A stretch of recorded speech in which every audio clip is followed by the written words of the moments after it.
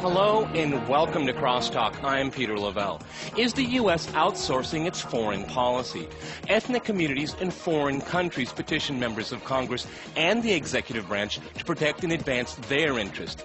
Is this kind of lobbying good for America and the world?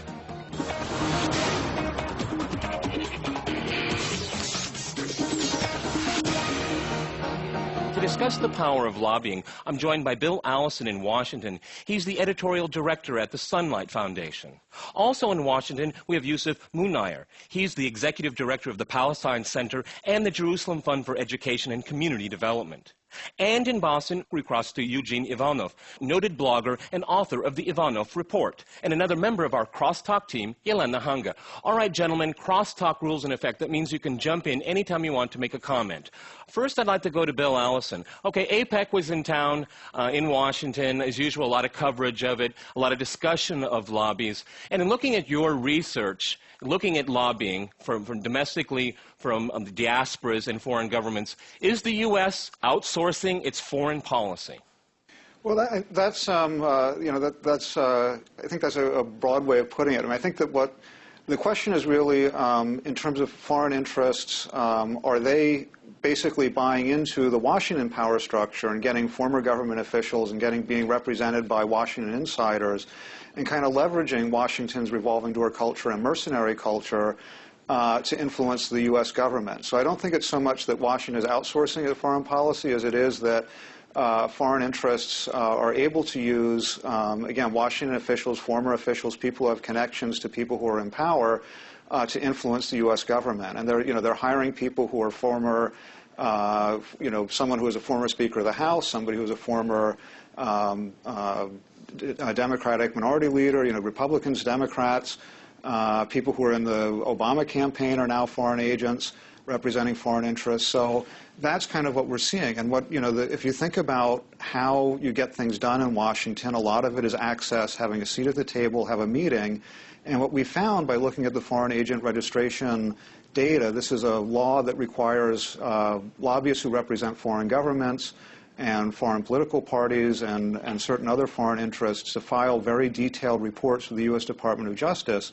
There are literally thousands of contacts and hundreds of contacts every day, thousands of contacts every month. We're updating the database now for 2009 data. And what they're doing is they're meeting with members of Congress, they're meeting with executive branch officials, and they're pleading on behalf of their foreign clients on everything from trade, tax issues, defense issues, and generally the foreign policy of the United States government, trying to influence and trying to have an impact on it.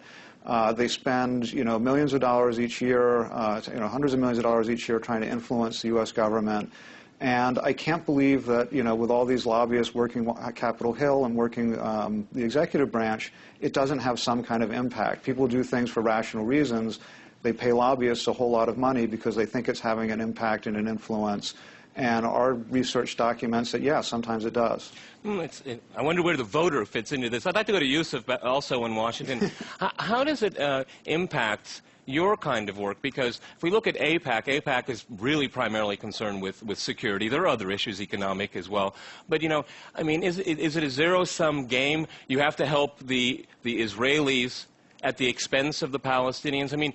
Is there much of a free market of ideas? Do Palestinians get a fair chance, a fair hearing when they're doing their lobbying? Because some lobbies are so huge and overpowering, and other lobbies, we'll hear later from Eugene, very small and have a hard time getting going because of security interests of another country, an ally of the United States.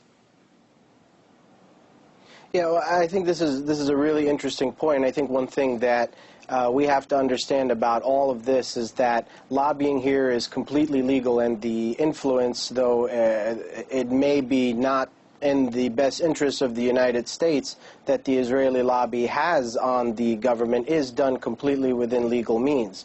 But I think we also have to understand that one of the reasons why this lobby in particular has a significant amount of influence is because in most contentious issues in this country, in the United States, whether it be the abortion debate or the gun debate or other issues that really arouse some serious emotions in people, we have two fairly balanced competing lobbies that have a fair amount of resources on each side and are really dedicated to their issues. On the Israeli-Palestinian issue, we really really don't have that kind of balance. And the Israeli lobby, which AIPAC is just one of the many organizations that lobbies on behalf of Israeli interests in the United States, has alone probably more resources than all other Arab or even Palestinian lobbies, if you can call them so, combined.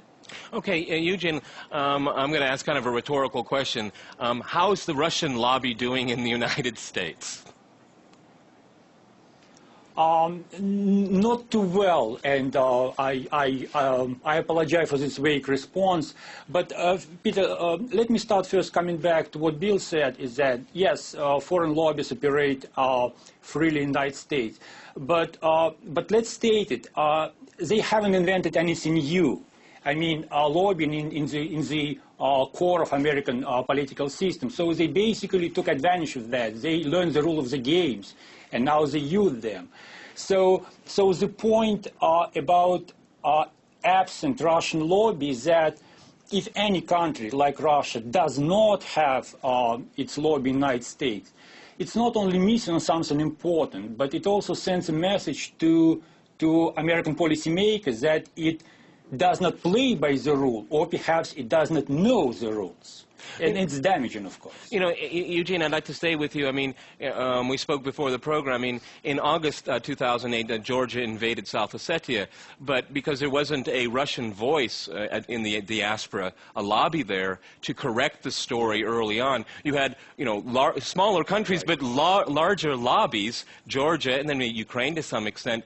They, again, pushed a different story, and media picked up on it. Lobbyists were behind it. We know lobbyists were behind the events before they happened, after the fact. I mean, this plays a very important role. Russia and the United States have no real conflict, but you wouldn't know that from the media. Yeah. Well, first of all, coming back to the events of 2008, I want to compliment, actually congratulate Russia Today for the great coverage of this event. Perhaps here you guys were the only source of visible information for me. Now, and again, coming to the same point, it was amazing to see how Georgia won this propaganda war with so little troops on the ground. Basically, there is no established Georgian lobby, ethnic lobby in the United States. However, by hiring white people, but disseminating correct information to correct people, basically Saakashvili launched a very, very, very effective campaign.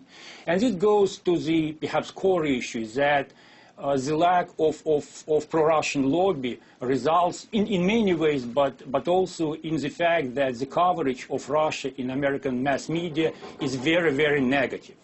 And pretty much any journalist, any politician is at will to say whatever they want about Russia and get completely unpunished because there is no one else to punish. Exactly. I'd like to go back to Bill in Washington. You know, there was a recent poll that came out that the majority of Americans, I think it was 55%, believed that Israel's move to build settlements, more settlements in occupied East Jerusalem, was wrong. But now, you know, we have the meeting with the Israeli Prime Minister Obama twice in one day, and public opinion doesn't seem to move the President of the United States, or certainly not Congress at this point. I mean, this is where we get the division, isn't it? I mean, we have a very powerful lobby, but it's even against public opinion. What wins out? Does the lobby usually win in the case of AIPAC? Well, yeah, I think it's difficult to say. I mean, certainly, and I do not hold myself out as an expert on U.S.-Israeli or U.S.-Palestinian relations or the Middle East. So take this with a grain of salt of just somebody who looks at lobbying and lobbying numbers and how lobbying works. But but at least from what I've seen, though, I think there has been a little bit of distance put between this administration and Israel. They used very strong language when the Israelis, there was the announcement of the building in the expansion of apartment building in East Jerusalem that was announced while Vice President Biden was there on a diplomatic visit. They used the word condemn, which is a very strong word in diplomatic parlance. Coming from a journalism background, I'm not always quite as up on the fancy pants language of diplomats, but I do understand that condemn is about as serious as you can get in a public statement. And a lot of the events with Prime Minister Netanyahu were held without the kind of the Rose Garden coverage with, reporters present. Everything was done behind closed doors. So I think that those are all indicative of there being a little bit more distance. But when you look at what, a lobby like AIPAC does, and I think that one of the things is, and I really will not bore your viewers with getting into the minutiae of how you define these different organizations, but AIPAC is actually, they are not considered a foreign lobby. They are, ostensibly U.S. citizens who donate to and are organized as a political action committee which can contribute to members of Congress or political campaigns.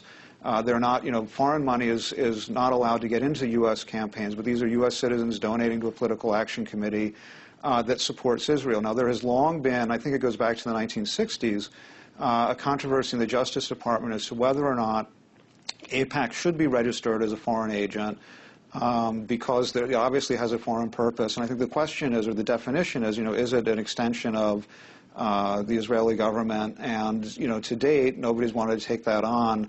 Obviously, the organization has its own U.S. bylaws, and I'm not trying to weigh in on that either way, just to mention that there is this controversy to whether or not it should be a FARA agent. Some people I know who've looked at FARA think that AIPAC should definitely be filing. Other people say that they shouldn't. But as far as them having influence, I think the reason that they have influence is that they have, broad support of the American Jewish community, which is a sizable minority in this country. They have, they're able to raise tremendous amounts of money. They're able to hire a lot of lobbyists. They work very closely with the government. They get access. All right, we're going to have to stop here for a really short. We're going to have to stop here for a real short break. But when we return, we'll continue our discussion on foreign lobbies. Stay with RT.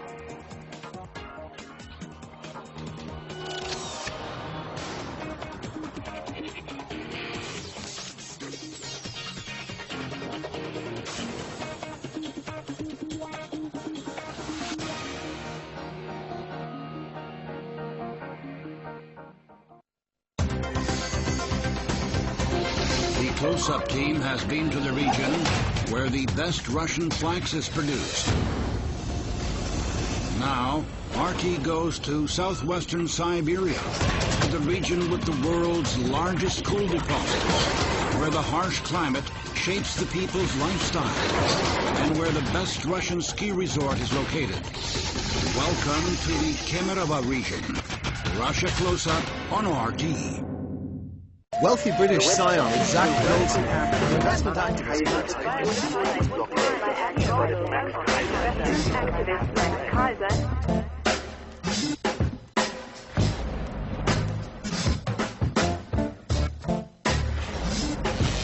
Markets, finance, scandal. Find out what's really happening to the global economy with Max Kaiser. For a no-holds-barred look at the global financial headlines, tune in to Kaiser Report on RT. Millions of particular faces form the face of a country. RT presents to you the entire variety of peoples inhabiting Russia.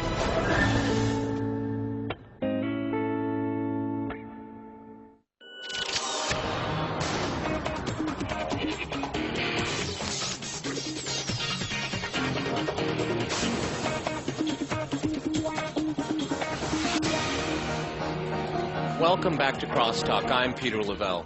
To remind you, we're talking about whether foreign lobbies hurt U.S. national interests.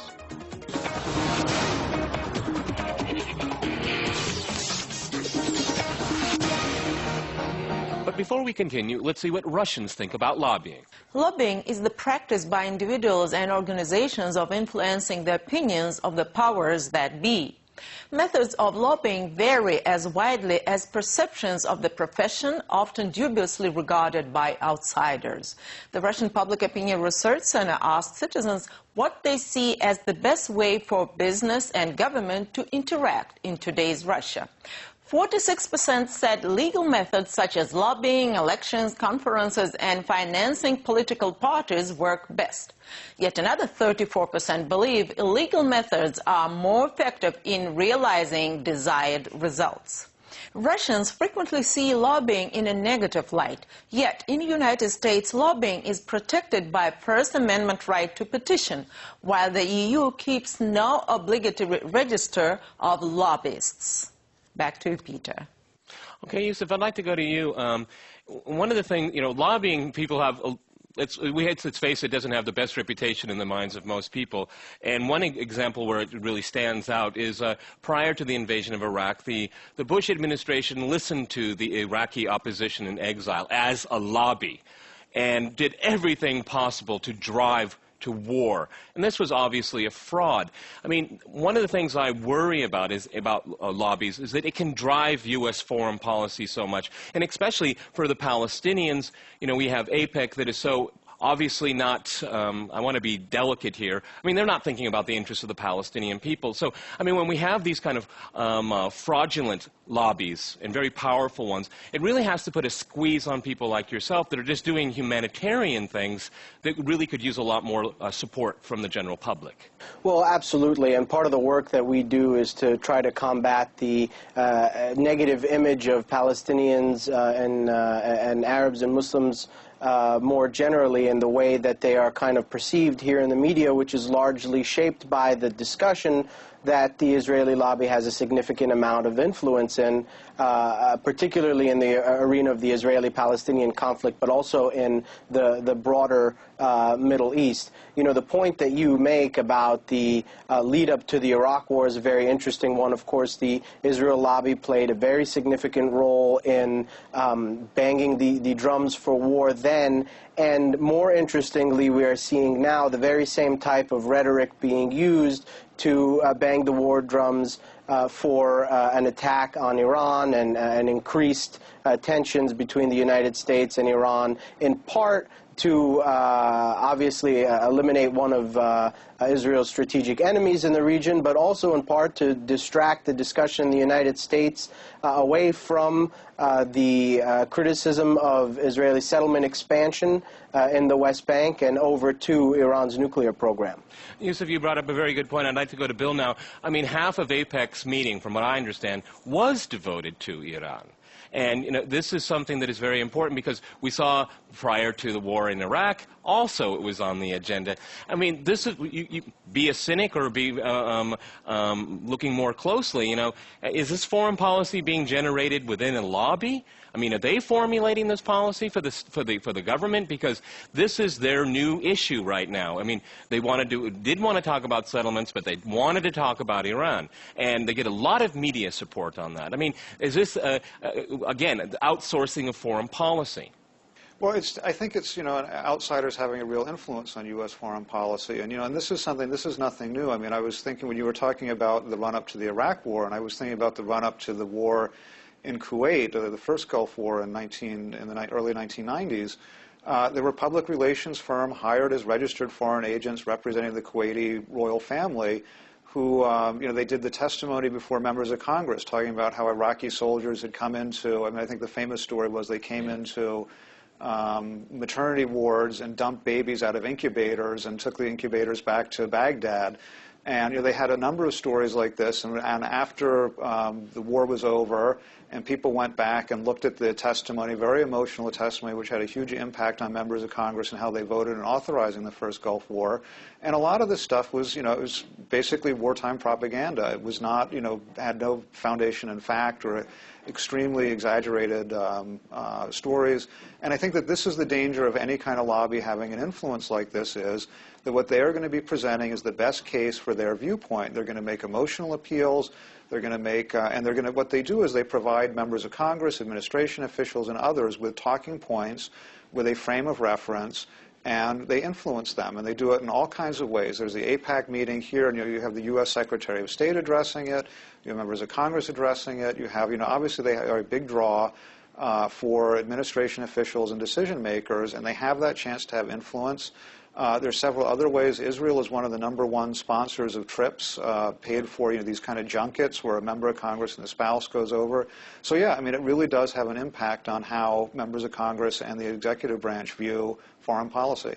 Yeah, if I go to you, Jane, over the years we can think of the spats that Russia and Ukraine had over energy and whatnot, and I was just struck the number of times where obvious people that were lobbyists for the Ukrainians, for NATO expansion, the way they would spin the story about how Russia is crushing the Orange Revolution, it is Putin punishing Yushchenko, but nobody ever wanted to bring up the issue, well, why should Ukraine pay less than anybody else for natural gas? My point is, very simple questions are never asked. It is just a political agenda there. And again, Russia gets crushed in Western media because you have certain agents that are getting a certain agenda out, and the Russian side doesn't get out.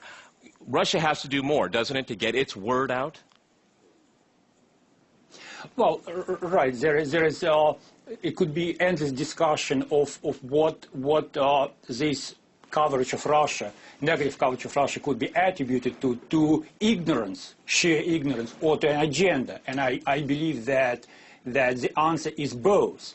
Now let me step back a little bit. I'm not surprised that Russians have such a negative image of lobbyists. Well, basically the same in the United States. Lobbyist is not a praise word.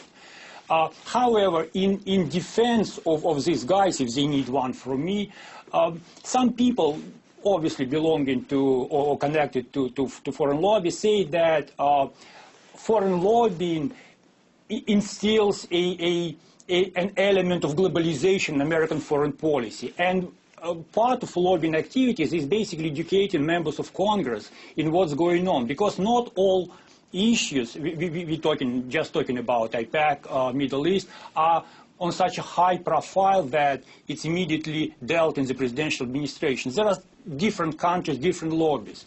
And lobbies actually do some education on their part, and which is needed, because if a leading candidate, presidential candidate in 2008 elections needs to be reminded the difference between Sunni and Shia and still refers to Czechoslovakia as an existing country, well, someone has to tell him that is not correct.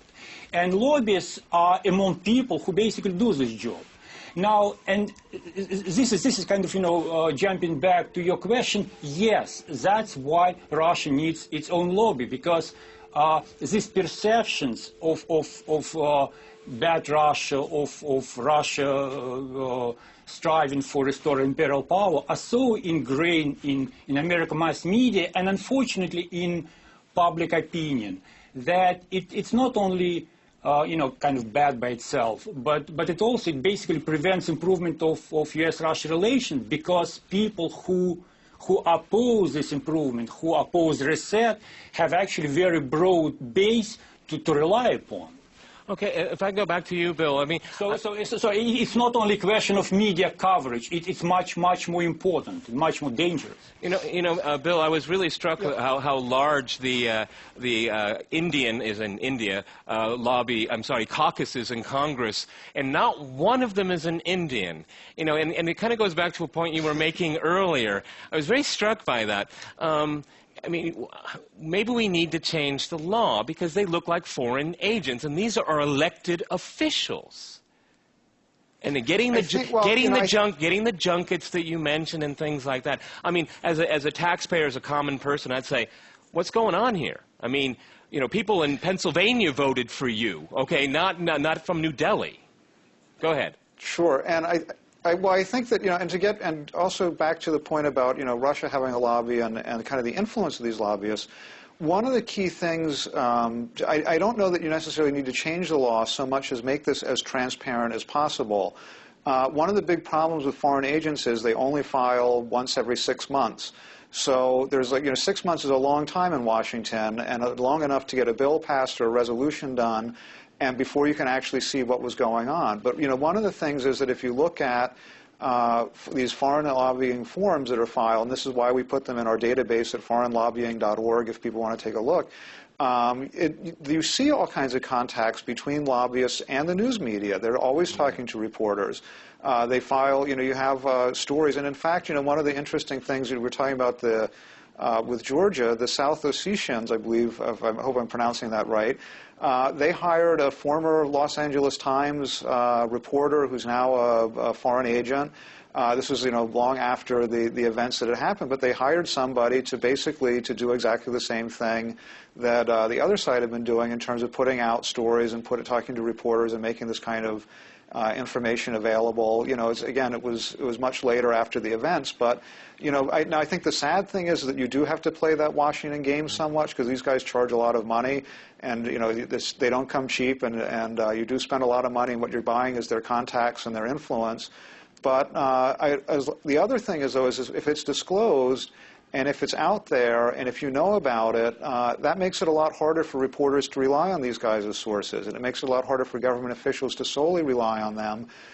If you can see and trace the influence that they have, I think that's the best remedy. Right. We're the Sunlight Foundation, as we say that sunlight is the best disinfectant. Okay, Bill, I'm afraid we're going to have to leave it there. Unfortunately, it sounds like we have to get along, we have to go along. Thanks to our guests today, Bill Allison, Yusuf Munir, and Eugene Ivanov. And thanks to our guests for watching us here at RT. See you next time, and remember, CrossTalk rules.